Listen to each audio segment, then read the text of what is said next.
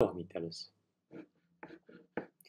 Ama taş otun dedikleri güyakim sumala tüslü, kapkara taştır. Ut yetse kükrek gibi yanadır. Ve hem deniz üstünde kulesesiz karaplar da küp buladır. Faroslarıyla ve jilgen ile yürüyorlar. Hatta şulay yürüp durgan kusnuylar da küp buladır. Ama Kara dengizning suvi yem-yeşil bulup ko'rinadir. Velakin sovutga olsang, Chishma suvi kebek yop-yoqti suvdir. Velakin bik tuzli va bik ochiqdir. Va ham islidir. Bu buyov suvi kebek belki neft moyi islari keladir. Amma dengiz suvi shul qadar kengligi va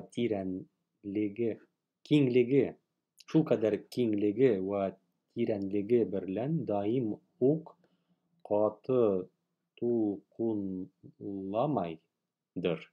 Velakin jon egasi kabi tutish qimildab turganday bo'ladir. Ya'ni bir ortib, bir kemib turgan misoli, bir tushib, bir ko'tarilib turganday bo'lib ko'riladir. Masalan, qorovni to'ygan qora sigir nafas olganda qorani bir ortib, bir kemib turgani kebek og'rinliq birlagina ortib, kemib turganday bo'ladir. Va ham dengiz suvi himmat va g'ayrat, mahabat ila karaplarni o'zi qo'lina tutib, o'zi murodincha yuritgan tusli ko'riladir. Shu sababli karaplar dengiz siyaqincha bir yuqori, bir tuban urg'alib, umtilib borganday bo'ladir. Va atrofida borgan karaplar da hamon shuyla ko'rinib boralar. Va lekin sen borgan yer qalqu kebek, boshqa taraflar tuban kebek ko'rinib boradir. Amma Qora dengizning teranligi 12 shoqirimdan ortiq yerlari bor deydilar. Ya'ni 12 shoqirimga jetarlik orqaniga tog'ib yuborgan yakarlar suv tubina yetmagan tushlari bor deydilar. Va undan ortiq teran yerlari da ko'pdir deydilar. Va ham bik g'ajoyib qattiq to'lqinlagan zamonlari da bo'ladir deydilar. Magar kim bizlara ortiq to'lqinlamadi, magar kim tuva yurishi kebek urg'alib borur edi. Va bir necha karaplarimiz ustuna suv kirgan zamonlari da bo'lg'iladi. Va karapdagi xalqning ko'prakni dengiz tutuvi, ya'ni ko'ngillarini o'ynatib qustirdi. Bu holni dengiz tutuvi deyib сөйләшәләр икән. Aramizda ba'zi kimsalar bik qati qusib, sarxavlab, behush bo'lib yotdilar. Amma ben o'zim onlarga nazaran bik g'afiyatlikda bordim. Amma Qora dengizning eni, ya'ni Odessa birla Istanbul orasi 1000 shoqirim bordir dedilar. Al-qissa, karaplarimiz Qora dengiz ustida 60 o'q kabi yoki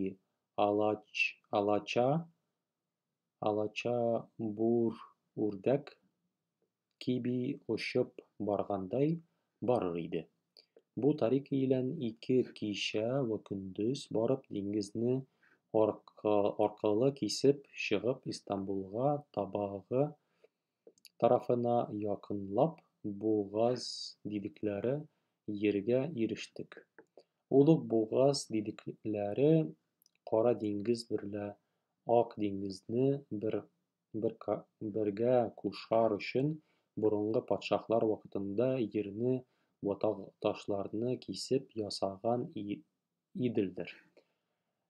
Киңүге Чулман идел микдары булса кирәк вә бик киң урыннары да бардыр. Хәтта ки Чулман иделе микдары 3-4 мәртәбәләр артык киң җирләре дә бар.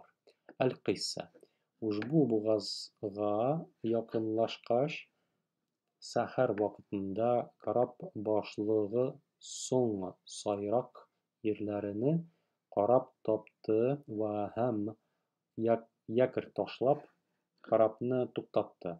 Әл-Кыйса. Бугаз агызында бездән башка да бик күп кораблар туктаган икән, тәмам диңгез буйлары бөтен калга шикелле булып торадыр. Чөнки бик күп кораблар килеп туктаган булса вә һәм бәрәкиләр вә куснуиләр вә пароходлар килеп туктаган булса вә һәм һәрбер корабларда югары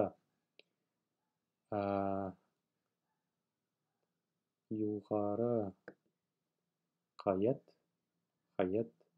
булынган нәрсәләр булып торса, булымандагы нәрсәләр авыл шикелле, бәлки бик олуг калга шикелле булып тормаклыгы мөмкиндер.